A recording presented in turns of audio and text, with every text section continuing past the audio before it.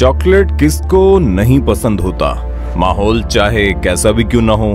ये चॉकलेट ही है जो हर चीज में एकदम से फिट बैठ जाती है। अब आप खुद सोचिए, किसी को प्यार जताना हो या फिर कोई नाराज हो उसे मनाना हो, किसी को खुश करना हो या कोई उदास हो उसे हंसाना हो, ये चॉकलेट काम आ ही जाती है। सीधे चॉकलेट से हमारा दिमाग में एक ही नाम आता है और वो है डेयरी मिल्क। जी हाँ, आज प्यार से लेकर फेस्टिवल तक हर जगह ये डेयरी मिल्क जरूर होती है। लेकिन आपको जानकर ये हैरानी होगी कि जिस डेयरी मिल्क को आप इतने मजे से खाते हैं, उस डेयरी मिल्क को पहले कंप्यूटर से चखते हैं, तब जाकर ये मार्केट में लाया जाता है। मतलब सबसे पहले डेयरी मिल्क को कंप्यूटर से टेस्ट करवाते हैं और उसके अप्रूवल के बाद ही ये डेयरी मिल्क मार्केट में आती है। उड़ गए ना आपके होश?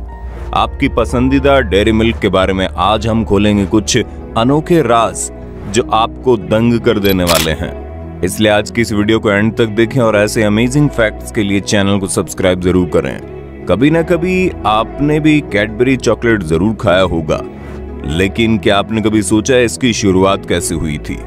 कौन था जो इनका फाउंडर था और वजह क्या थी? तो चलिए आपको बताते हैं।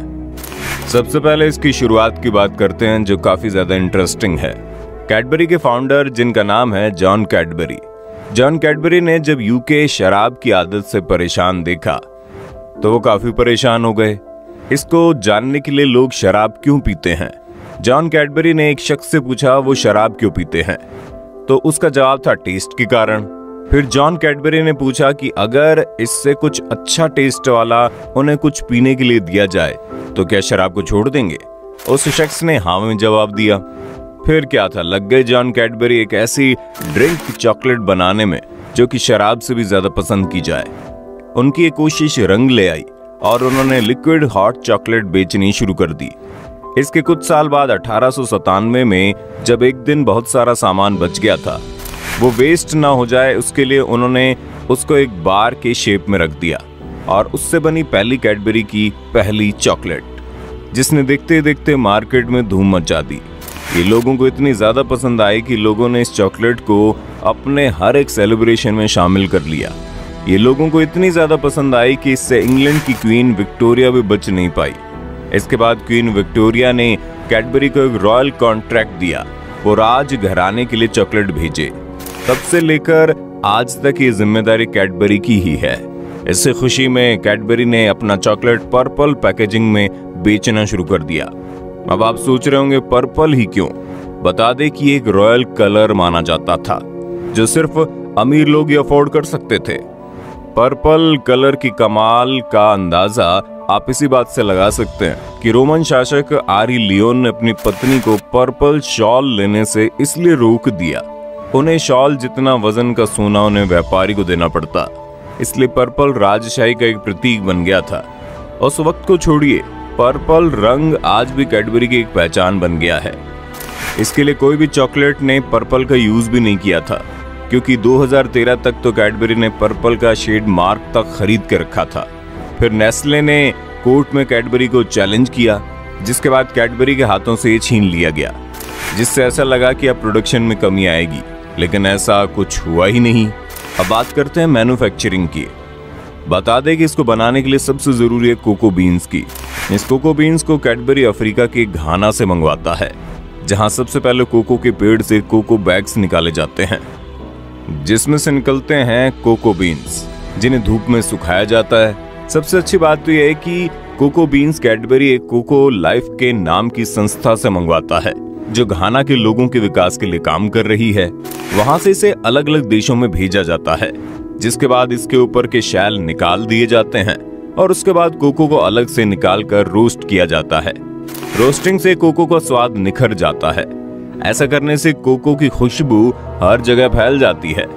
इन सब के बाद कोको को बड़े बड़े ग्रेडिंग मशीन में डालने के लिए भेजा जाता है, जहां से निकलने के बाद कुछ कोको को अलग से निकाल लिया जाता है ताकि उनका बटर बनाया लिया जा सके, और बाकी का कोको आगे भेज दिया जाता है, जहां इसमें मिल्क और शुगर मिलाया जाता है। मिल्क और शुगर मिलने के बाद ये और ज्यादा गाढ़ा हो जाता है। इसके बाद इसे वैक्यूम ओवन में डालकर फिर से पाउडर बनाया जाता है।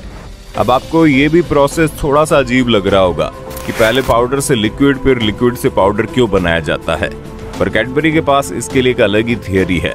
उनके हिसाब से ऐसा करने से इससे कैडबरी के टेस्ट में इजाफा होता है। आपको बता दें, इस प्रोसेस को 1 नहीं 2 नहीं बल्कि 3 बार रिपीट किया जाता है। अब इसके बाद पाउडर को फिर से अलग अलग चीजों के साथ मिलाया जाता है। आपको याद होगा कि कुछ कोको बटर को बनाने के लिए कुछ कोको को अलग से निकाल दिया गया था। अब अगले प्रोसेस में कोको बटर बनाने के साथ ही कुछ अलग इंग्रेडिएंट्स डाले जाते हैं और फिर इसे मिक्सी में डालकर ग्राइंड कर दिया जाता है। इसके बाद इसे सांचे में डालकर फ्रीजर की ओर भेजा जाता है। फ्रीजर में जाने से पहले इन्हें हल्का सा हिलाया भी जाता है ताकि ये सांचों में बिल्कुल बराबर तरीके से फिट हो जाए और साथ ही कोई बबल भी ना आए। अब फ्रीज होने के बाद आपकी पसंदीदा चॉकलेट बनकर तैयार हो जाती है। इसके बाद इनके ऊपर चॉकलेट की एक लेयर चढ़ा दी जाती है ताकि ये जल्दी से न पिघले। अब इतना सब कुछ होने के बाद इन्हें पैक करने से पहले एक सेंसर इसके वजन को चेक करके दिखता है। अगर वजन में कमी आए तो इन्हें बाकियों से अलग रख दिया जाता है। अगर सेंसर की तरफ से सब सही हुआ तो इसे पैक करके आगे की तरफ भेज देते हैं। ये थी प्लाइन चॉकलेट की बात, पर ये तो हम सभी को पता है कि डेयरी मिल्क के और भी बहुत सारे वेरिएंट है, जैसे कि बबल, नट वाले और अभी नए में जो आया है ओरियो वाला। अब इनको कैसे तैयार किया जाता है उनका भी डेटा हमारे पास मौजूद है, लेकिन कुछ कैडबरी की पॉलिसीज के कारण दुनिया से छुपाया जाता है। नट वाले में बनाने में बस इतना फर्क होता है कि लास्ट में मोल्डिंग के वक्त चॉकलेट में बादाम और नट्स डाल दिए जाते हैं, फिर इन्हें फ्रीज कर दिया जाता है। बात अगर बबल वाले कैडबरी की जाए तो इसके नेट पर बनने के बहुत ज्यादा तरीके मौजूद हैं। तो करते हैं, चॉकलेट को गर्म करने के वक्त उसमें बेकिंग सोडा डाल दिया जाता है, लेकिन अभी तक इस पर कंपनी ने कोई भी बात नहीं कही है। और वैसे भी इतनी बड़ी कंपनी ऐसे अपनी रेसिपी पब्लिक तो करेगी नहीं। डेयरी मिल्क में क्या क्या है ये बात लोगों को जानने की बड़ी उत्सुकता है। ऐसा इसलिए भी है क्योंकि 2003 में यह खबर सामने आई थी कि इसमें कीड़े मिले हैं। इस बात का कोई प्रूफ नहीं था, लेकिन प्रूफ चाहिए था किसको? बड़ी कंपनी थी। बात आग की तरह दुनिया भर में फैल गई कि डेयरी मिल्क में कीड़े मिले हैं।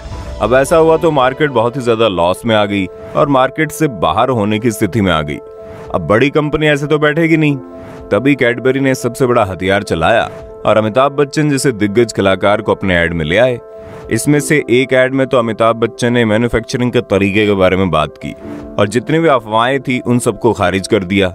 ऐसा करने से अमिताभ बच्चन की ऐड काम कर गई और फिर से लोगों ने अपना विश्वास कैडबरी पर जमकर दिखा दिया। ऐसा होने के बाद तब से लेकर अब तक कैडबरी ने अपने मैन्युफैक्चरिंग में भी बहुत सारे डिफरेंसेस लाए, जैसे कि इंसानों के अलावा चॉकलेट को कंप्यूटर भी टेस्ट करके देखते हैं। अब आपको लग रहा होगा कि जो कंप्यूटर महसूस नहीं कर सकते, देख नहीं सकते, वो वाला टेस्ट कैसे करेंगे? इसका जवाब थोड़ा सा पेचीदा है।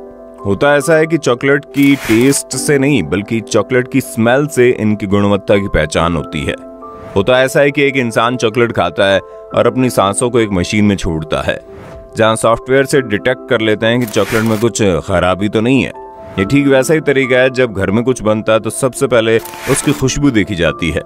यही सब कुछ तकनीक है जिसकी वजह से आज भी लोगों के दिल में कैडबरी के लिए एक अलग ही जगह है। एक आंकड़े के मुताबिक साल भर में 35 करोड़ कैडबरी चॉकलेट खाई जाती है। ये कैडबरी चॉकलेट तीसरे नंबर पर हैं, जो कि सबसे ज्यादा चॉकलेट बनाती है और उससे कहीं ज्यादा उन्हें प्रॉफिट भी होता है। आपको कैसी लगती है कैडबरी चॉकलेट? हमें कमेंट में बताइए ना। कैसे लगी आज की वीडियो हमें ये भी बताना। ऐसे ही कुछ इंटरेस्टिंग फैक्ट्स को जानने के लिए हमारे चैनल को सब्सक्राइब जरूर कर लेना।